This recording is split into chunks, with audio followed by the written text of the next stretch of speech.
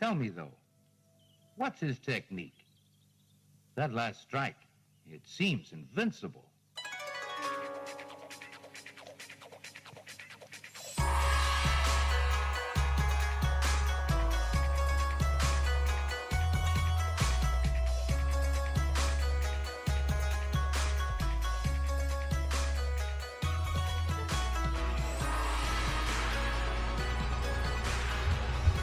And this is Carl Stout, and welcome to the covering of Power Man and Iron Fist number 8. This is our third time trying to record this podcast for you guys. We have been running into technical difficulties like nobody's business. This issue is called Jailbreak. The first standard cover has Luke and 4 other people walking towards the viewer, us, with what looks like 2 cops knocked down in front of them. The second cover, which is one of the Defender variants, is absolutely beautiful. It's got Danny in the air with chi-charged Eskrima sticks, wearing his Asics sneakers, going to the right as Luke Cage is down low, fist raised, going to the left in his yellow dress shirt and suit pants and vest with tie. The artwork is unbelievable. In the background behind Luke, we have the Harlem Movie Theater, which is fantastically done, and this is where Luke had his office over the theaters back in the day, and I think he actually took over ownership in later issues. And behind Danny is a fantastic 1950-esque sci-fi style Kunlun. Absolutely fantastic looking. Next page. We have the normal write-up with the little info of what has been going on in the past issues. And we have the credits: writer David Walker, artist Sanford Green and Flaviano. I think there might be a few other artists, too, that they're not giving credit to, because the art style, once again, seems to bounce back and forth on pages. Color artist John Rausch. Letterer and production V.C. Clayton Cowles. Cover artist Sanford Green. Variant cover artist, that's for the Defender cover, is Pascal Ferry. Title page design is Nicholas Russell. Assistant editor Kathleen Wazinski. And editor Jake Thomas. Editor-in-chief Axel Alonso. Chief Creative Officer Joe Quesadilla. Yes, that's how I will always say his name, so don't correct me. Publisher Dan Buckley, executive producer Alan Fine. Our first page brings us to Seagate Prison many, many years ago. And we have a young Carl Lucas in a jail cell being visited by 2 shady security guards who give him a bloody beatdown in his cell. And kind of really liked how this was set up with the artwork, the shading, the splatter, the interesting panel layout. And it is all good.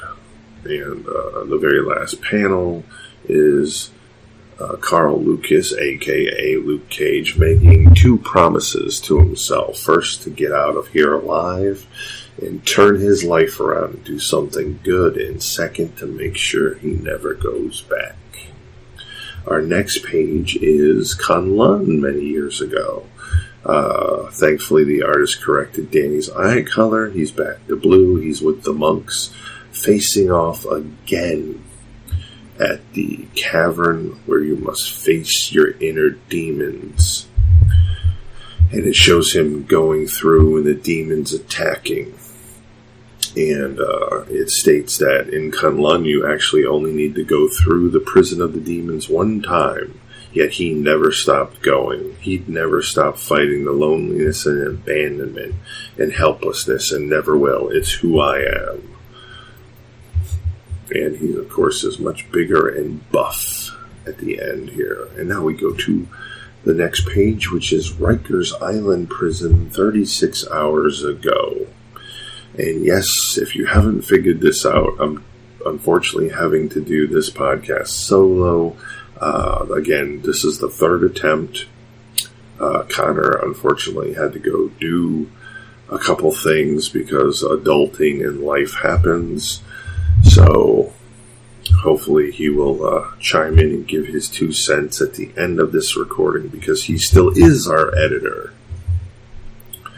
Here we have Danny apologizing, sorry, it's who I am, and Luke basically going, it's who you are. What kind of fiddle-faddle is that? And Danny is like, I'm taking a moral stand. Luke is like, a moral stand? You're rich and white and can afford to take a moral stand outside the walls of this prison. I talked to Foggy Nelson, Daredevil reference, and he can get you out of here on a bond until you go to trial. Now quit playing the role of the goody-goody white liberal trying to make a point that only other white liberals understand. And Danny then corrects him that he's doing this for the guys that are in there. The guys that hired them for protection are now for the most part in this jail. Most of them innocent. And he is protecting them because it was what he was hired to do, and he will not abandon them. And Luke makes the wonderful comment that everyone in prison says they're innocent. And Danny fires right back with, you were in prison and you were innocent, which makes the perfect next panel of Luke Cage with basically the look on his face like busted. And for some unknown reason, Danny's eyes are now brown again.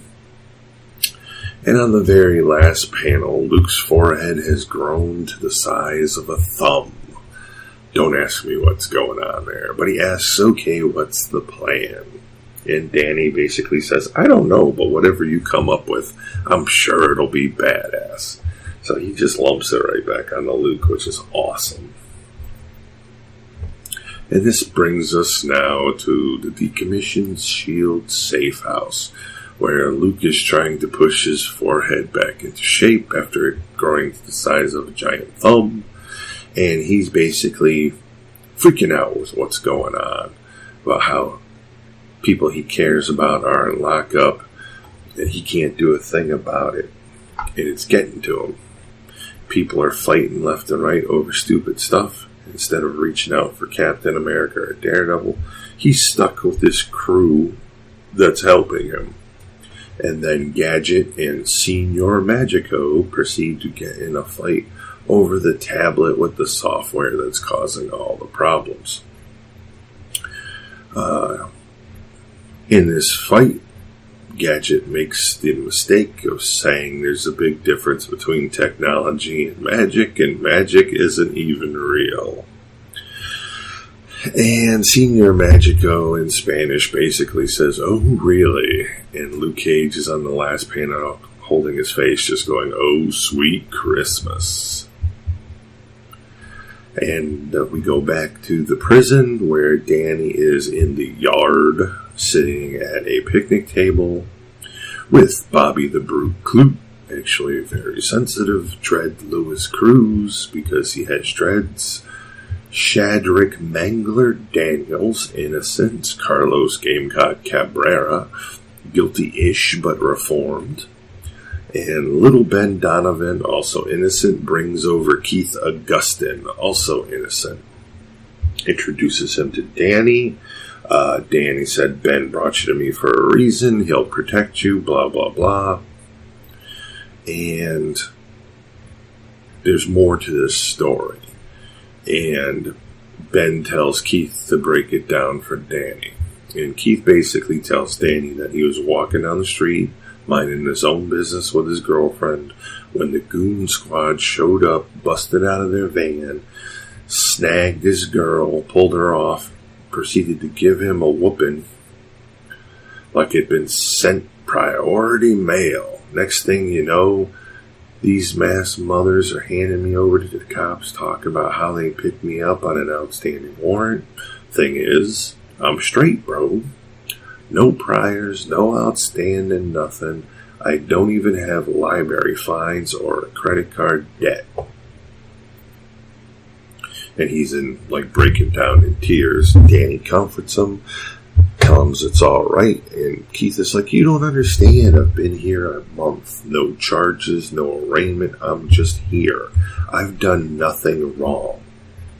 And then we have a panel each of two of the other guys that are with Danny, basically saying they had the same thing happen to them. That they've been flying straight for years, their record's been cleared, and these guys just jumped them and threw them in jail, and that's it. Signed, sealed, and delivered. No court dates, no trials. Now we have a very stern look on Danny Rand's face as he says, we'll find them and we'll get out of here. You can believe that. My partner is working on that right this very minute. And speaking of partners, we go back to the Shield Sanctuary, where Gadget is now a very large frog sitting on top of a desk. And Senior Magico just has his hands up going, he's the one who said magic wasn't real. And now Luke basically breaks down what we just found out from Keith's story. That this electric, whatchamacallit, that has facial recognition program connected to a police database can't be altered by who designed this thing. It can give someone a criminal record that doesn't have one and make them guilty when they haven't done a thing. And it's a dangerous weapon, you understand? Someone has been using it on innocent people. So the zoo crew he has here apologizes, and they get back to work. Now that Gadget has figured out how the device actually works, they need to figure out who actually built it. So Gadget turns back to human from a frog. Magico apologizes because sometimes seems our magical blood burns hot. And he asks Senior Magico if he can see who built this using magic. Senior Magico basically says that with his mystic powers, he can scan for spiritual imprints and residual traces of psi-kinetic energy that are more accurate than a DNA test. So using his magic, he waves his hand over the tablet and finds it odd that the object has been protected by a spell of denial. And the spell has been cast on everything, just not only the actual physical parts, but the software itself, which of course causes another argument with Gadget saying you can't cast a spell on encoded information. That's ridiculous. And Luke chimes in, considering the guy just turned you into a frog, maybe we shouldn't be so quick to say what magic can and cannot do. So Senior Magico tells Luke he basically needs time and he will be able to crack this spell because he's that good and will get the information. In the meantime, Luke needs to contact Cockroach Hamilton, which he sent to do a little research.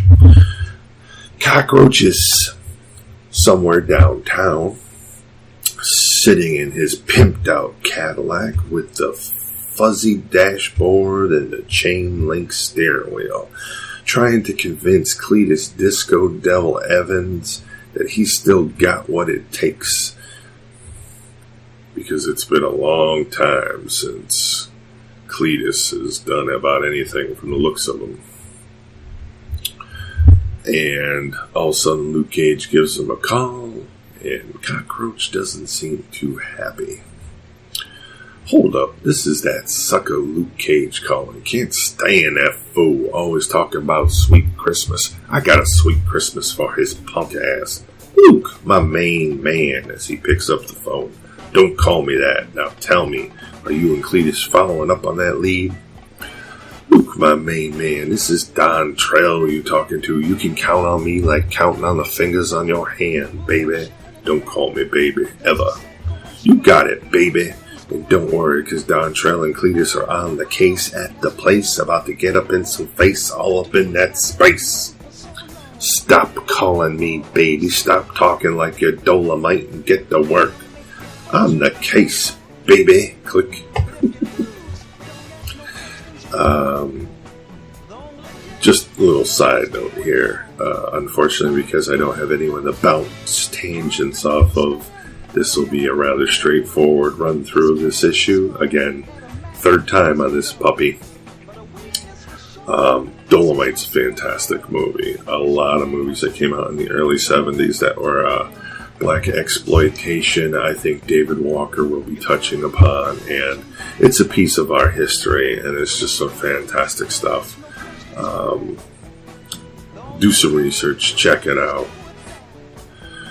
So Luke's stuffing his cell phone back in his front pocket, hoping these fools don't mess this up. Mess what up, Luke? As two people come towards Luke at the dock. Maybe it's time you told us the plan. Indeed, my plan.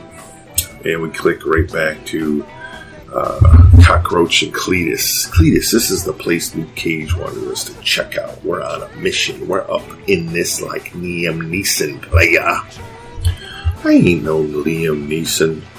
Man, back in the day, all the people talked about was you. Disco Devil this, Disco Devil that. Disco Devil was the cold, bloodiest player. Who'd have thought Disco Devil would have turned out to be a punk? Talking about, boo-hoo, I'm scared. You fought Black Goliath and whooped his too tall ass. Back to Luke. About my plan. It's like this. I haven't thought this through completely. Back to Don Trell. I did serve it up to Black Goliath. You know what they say, the bigger they come, the harder they fall. That's what I'm talking about, homie. Disco Devil, yo. Now we got Cletus getting out of the caddy. I can do this. That's right.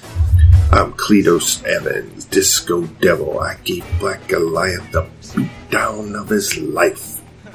And we click back to Cockroach going, look at that fool right there. He about to get his ass kicked. And then we go back to Luke at the dock in front of the prison. And it turns out the two mystery people he's talking to are Melissa Gold, aka Songbird, and Dr. Noah Black, aka Centaurus, genius and reformed criminal. If any of our listeners can throw us a bone if Dr. Noah Black is actually Mach 1, aka the Beetle, because we don't know, we're too lazy to use Google. And basically, Luke has a better, not a better moment, what's the proper term here? He lets it all out to these two, because he obviously knows him. They say right out that, when they were in the Thunderbolts together, he treated them both with respect. And so they're down with whatever Luke has planned. And he basically is having a mini breakdown, is the best way I would say it. And this word bubble kind of like sums it up good here. Because I'm lost right now. I'm too close to all of this. My partner's in jail. People being locked up for crimes they didn't commit. And it's hitting me in my guts. It's scrambling my brain. And without help, without someone helping me work through this fiddle-faddle, I would bust through those walls. I can't lie to either of you. It's what I want to do. I want to tear that prison down brick by brick. And what's wrong? And all three of them are looking up in the sky, and Chris and Luke Cage is uttering Sweet Christmas, Easter, and Hanukkah. And as we turn the page, we're greeted with a half of a S.H.I.E.L.D. task force. We have Captain Marvel, we have Storm, we have Spectrum, we have Puck, we have Mockingbird, and we have Deathlock. with a bevy of other unknown agents in the air above them, coming down from a shield jet. And Carol Danvers is saying, "We need to talk." And Luke is saying, "Talk? Looks to me like you've come for more than a talk, Carol." And Carol basically drops that, "We've seen what you're going to do, Luke. We know." And Puck comments in, "But we're here to stop you." And Luke, arms up, basically is like, "Look, I know all of you, and you all know me. There's no beef, no drama, nobody owes anybody money. That means we can work this out like grown folks. Let's start with what it is you think I'm going to do. Enlighten me." And Carol says, "Let's not play games. I know that Danny is currently locked up here, and I know you're going to break him out. I've seen it." Again, this is referring to the, not the mutant,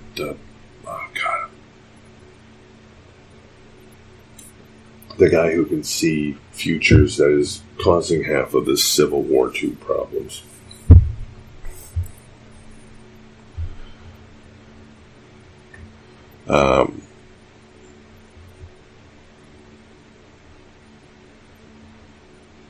Luke, we know you and your friends. We've worked together. I wouldn't lie to you. I saw it. I experienced it. Seeing and experiencing are two different things. You're all talking about me. You're all telling me you saw this the same way you saw what happened to Brody. Or did you experience it the way you experienced Banner getting killed? Storm pipes in with, "Luke, you're not being reasonable," like she's trying to hold Carol back, which she wouldn't be able to. "Do not ever accuse me of being unreasonable. Not you, not after all the accusations you and every mutant have faced. I've been accused of things I didn't do before or went to prison for a crime I didn't commit. And now you come here looking to take me in for something you think I'm gonna do. With all due respect, you must be out of your knick-knack, patty-whacking minds if you think that's about to happen." Luke is not looking happy. Mockingbird pipes in with, "Please, Luke, it doesn't have to be like this. Deathlock is charging his arm. Agreed, don't make this more difficult than it is already." Luke has got his fists up. "Ain't a thing about this difficult for me, but you, Carol, you got a problem on your hands." Carol turns to her crew of S.H.I.E.L.D. agents and says, "I tried, you all saw that. Let's make it as quick and painless as possible." Carol's not winning any brownie points with me, guys, I can tell you that. Luke apologizes to his two friends, saying, "Sorry I dragged you two into this," and they like, "We got your back." And Dr. Noah says, "Apology accepted, and let us inflict copious quantities of pain to the gluteus maximus." And Songbird says, "What?"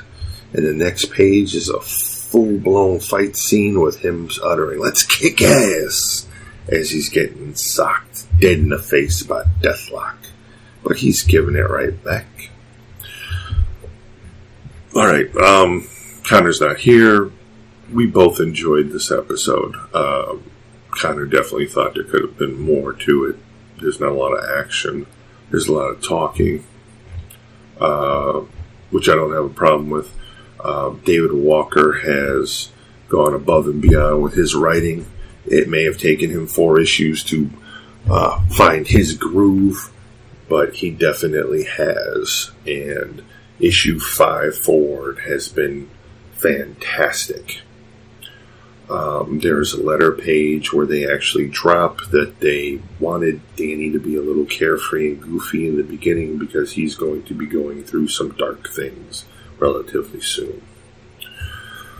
So we have that to look forward to. There also is a shot of Power Man Iron Fist number 9 cover, which has the worst angle possible for Carol Danvers. It's not pretty, and I'm hoping Connor will click up a picture of this also in the show notes and on the Facebook page, along with thumb-headed Luke Cage. But all in all, a great issue, great development. Another fantastic appearance by Senior Magico. Again, we both liked it. Our next show will be the 1-year anniversary of the podcast, where we will discuss Immortal, Iron Fist, and Living Weapon, and what they have done with Danny's background story and origin, which should be interesting for all of you, and that's what was requested, so that's what we're going to cover. Please check out our Facebook page. We post a lot of on there, like with upcoming Iron Fist news and other Marvel-related items. As for Iron Fist news, since we last talked, basically all they've shown is some on-set pictures of Colleen and Danny, and it looks like from the pictures they, of course, may have fought first before joining forces, because that's what you do when you're superheroes. You have to fight first to become friends. But thanks for joining. Thanks for listening. Catch you next episode. And Connor is going to kick us out of this episode with the closing. Always forward. Later.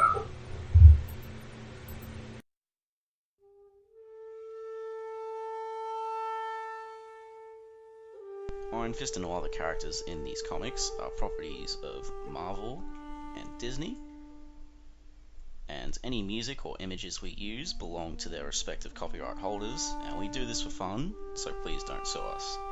You can contact us at sonsofthedragonpodcast@gmail.com. Just send us mail, comments, thoughts, send us anything you want really, even if it's not about Iron Fist, and if you don't want it read out on the air, just mention that. You can also reach us at Facebook, the Immortal Iron Fist Podcast, Sons of the Dragon, our Twitter, at Iron Fist Podcast, our SoundCloud, soundcloud.com/Sons of the Dragon with hyphens where the spaces are, our YouTube, Connor Carl, just search Iron Fist Podcast on YouTube and you'll find us real quick. And then there's our WordPress, Sons of the Dragon, the Immortal Iron Fist Podcast.wordpress.com. We are also on iTunes, feel free to rate us there. If you rate us less than 5 stars, well, just tell us what we're doing wrong and we'll try and improve that. And last but not least, we are on Podcast Garden in the literature section. And thanks to Thomas Tissot for the theme song at the start. And thanks.